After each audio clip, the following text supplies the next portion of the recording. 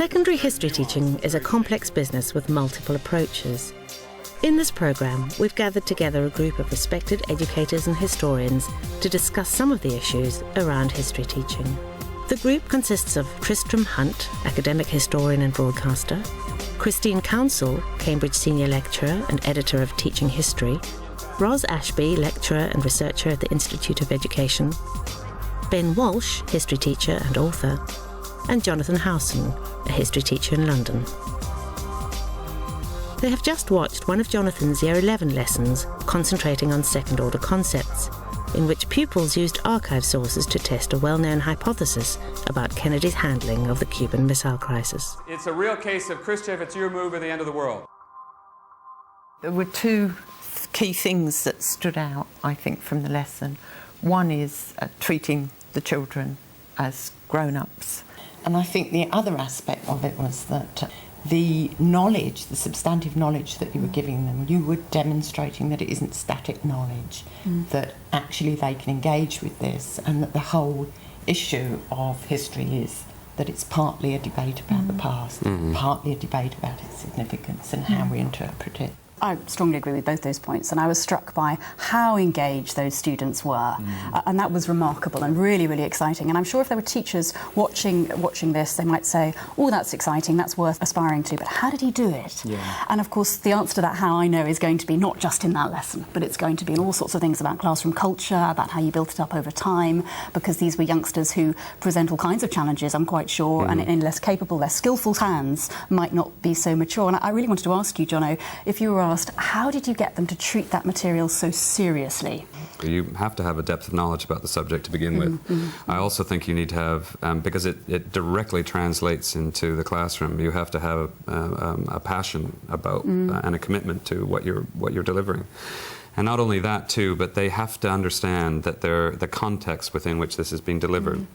They have to see that this is relevant to their lives today. That engages them to be involved. I think this is very interesting. The combination of passion and authority is what gets people interested and what gets viewers. You can't just have passion, you can't just be dry and authoritative. It's the combination of the two to draw people in. I mean, I think what I particularly enjoyed about the lesson, and I think it's an interesting debate at the moment, is that so much of it was almost a lesson in citizenship and political engagement and political literacy. Because they can't be separated. No, exactly. And I think in some of the citizenship debates going on at the moment about the curriculum, this sort of side of history, as if this hasn't been taught, you know, and this hasn't been a vital part of historical knowledge. And it was all there. I mean, out of that lesson, I saw it became a much more engaged, critical, involved citizenry. What I would point to is the way in which you simply assumed, there was no question that your students would not be able to handle this sort of really quite challenging material. You know, original documentary sort of footage was also you know, some materials right out of the archives. These were minute papers, weren't they? That Kennedy was on the text of the speech too, and everything. That's right, and these are not written in simple, straightforward language at all. And yet you sort of gave no hint to the students. You almost gave them no opt-out. There is an overarching theme which isn't actually stated but which is implicit in the whole thing. Is much more one of where do these students place themselves in the world today as a result of this kind of knowledge? And I think if somehow you can do that, then it immediately becomes relevant and current. If you can't do that, then you often will have an uphill struggle. And this is just a health warning, not an exercise in simply finding extremes. You can have a situation where an action that's been undertaken is both brave and unwise. I think probably what was important was actually the upfront teaching. Jonathan set the parameters and he set those extremes. It wasn't going to allow the children just to sit in, you know, good, bad, you know, hero or villain, and all those sort of crudities that exist. He mapped on that grid all those ways in which, the complex ways in which and he spoke of a continuum, so that the But children were wasn't it allowed to unpack that across Wasn't it those terrific, areas. though, when they just ever so slightly threw you by changing the shape of the continuum? Well, fantastic, because you had something that didn't go across that way, it went diagonally instead. I love the way you use the negative constructively, but basically you told them, this is what I don't want, okay? We're ruling this out of the discussion, and then shaped and disciplined their discussion, because they were highly disciplined, I thought, across the lesson, and that was because of the framing you gave them, so they were not allowed just to drift into flights of fancy. You also addressed this question of the right or wrongness of the American position, which, and, you know, if nothing else sort of comes across from this lesson, is you didn't have to do that for your exam course, and yet, by, you know, which was the bit you drop? You know, you wouldn't drop that, would you? To get students actually engaging with this idea, should they have done that? You know, is worth... But can't they write more powerfully than on any number of issues as a result of that? Or potentially can't they write more powerfully as a result of having looked at something like this? Because then doesn't that become a focus for their whole understanding of the whole Cold War and in anything that they'll write about? One of those sentences from one of those boys about lionising capitalism was a beautiful, you know, incredible sentence. And I think it's almost part of the richness and reward of history is the writing of it. And it can't all be sort of gobbets and bits of analysis of things that you've got to bring it together. Absolutely. I think This is why we've seen, you know, such a revival in extended writing in school history, because I mean that passion's very much shared. That one danger of a sort of perhaps purely skills-based focus was to drift into the gobbet instead of joining things up and constructing argument and developing debate. And we've now got a range of pedagogies which explore that. And I think it's widely accepted actually that to write is to think, and to think is to write. That you often need that scribbling process to form your thoughts. I think what history gives you is something to argue about. It also gives you a body of prior models where somebody has argued about. Yes. So you can actually take the article from the 1962 encyclopedia on something and compare it with, you know, a more up-to-date account which has slightly different nuances, for instance. It's also vital in teaching them the excitement of history.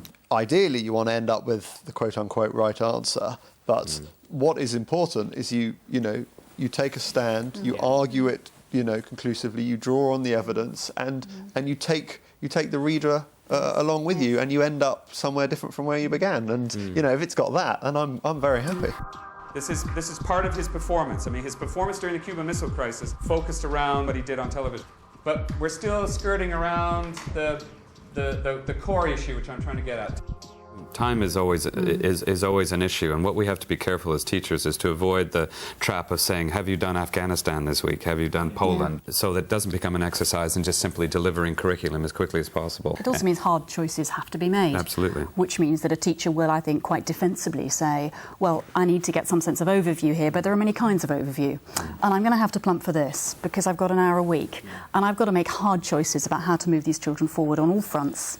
And I think that's why things do get left out for good reason. Because you cannot include in a school history syllabus everything that ever happened everywhere that you can possibly imagine and everybody's favourite thing. But what you can give is you can give children a framework of understanding for lifelong learning, and that history teaching then and history understanding does not stop when people leave the classroom. Well, I thought that was the excellence of the lesson, because hopefully all those kids will be looking at the sort of, you know, Iraq war memos and the, you know, the Bush Blair stuff and all the rest, and thinking, well, hey. At the big scale, it seems to me that ultimately it's ambition that comes out. You're ambitious that this process doesn't become grad grind. If it's the 19th, it must be Poland. You're also ambitious for the students. You know, for students sort of who from that background, you know, it would be so tempting to sort of say, oh, well, I'd better keep it simple, and you clearly didn't. But I don't feel I have to, you see. But that's the point, isn't it? There is this temptation to sort of under-challenge because we don't want to threaten students. But does that come from this fear of this fear of differentiating, and then differentiating, reading, dumbing down, and then as opposed to saying in addressing something like a second-order concept that has many gradients and many levels of progression, that by keeping the whole discussion high, you still will drag everybody along at some level. I suspect, in fact, that it's actually more to do with the complex business of managing the big thing that you're trying to achieve, but also being aware of the small steps. And that longer term understanding of what you're trying to achieve with the children does allow you actually to differentiate within a class. Yeah. Just in terms of the question you might ask, or you might notice one child can fly with the ideas that you've perhaps got in mind for several lessons later. Whereas with other children, there you are, you think, I'm going to have to do something now that's actually going to reinforce and consolidate this understanding here, while I've got to deal with this one who's ready to move forward. And part of the juggling of the kind of interventions that the teacher is making all the time, but you can't do that without the sequence of lessons and the long-term goals in mind, because you don't know where you're taking them next. And you've articulated something that I don't actively think about, because when I do think about how I prepare lessons and how I teach, I never actually think on lesson by lesson. I always try and think of a longer time span and even a mini scheme of work within a scheme of work. I try and think of things over, 4, 5, 6 lessons, because I can't help but feel that to make any kind of progress, that progress has to be a gradual process of change. But I never ever think in single lessons. No. Teachers often say, don't they, oh, how do I know, should I have departed from my lesson plan or shouldn't I have departed from it, which is best? But it seems to me that you exemplified very helpfully there what it is that can help you make those judgments, in that you were paradoxically very clear about what you wanted to achieve. You're very, very clear about your second order area that you wanted to explore, very clear about its relationship with substantive content. And because you're so intellectually clear about where you're going, you can make the small judgments. I think I'll give some latitude there, that's worth running with. And, oh, no, I think I'll let that go. But you can't, that's the paradox. Plan it well and then you can depart from the plan. Kennedy, during the Cuban Missile Crisis, acted out of a desire to seem strong, to lionize capitalism and demonize communism. Kennedy's actions were clever and well thought out because they left the decision on Khrushchev's plate.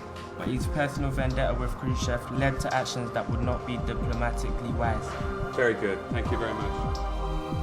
One of the things that I find most exciting from that lesson, and from all kinds of other similar practice that I'm seeing around the country, is that there are children here who may not go on to do even history A-level, possibly not even history at GCSE, who nonetheless can engage in these processes, can acquire a voice, can develop a critical understanding, can get excited about issues of identity and others' identity. So really, for me, what is particularly exciting is this question of inclusion.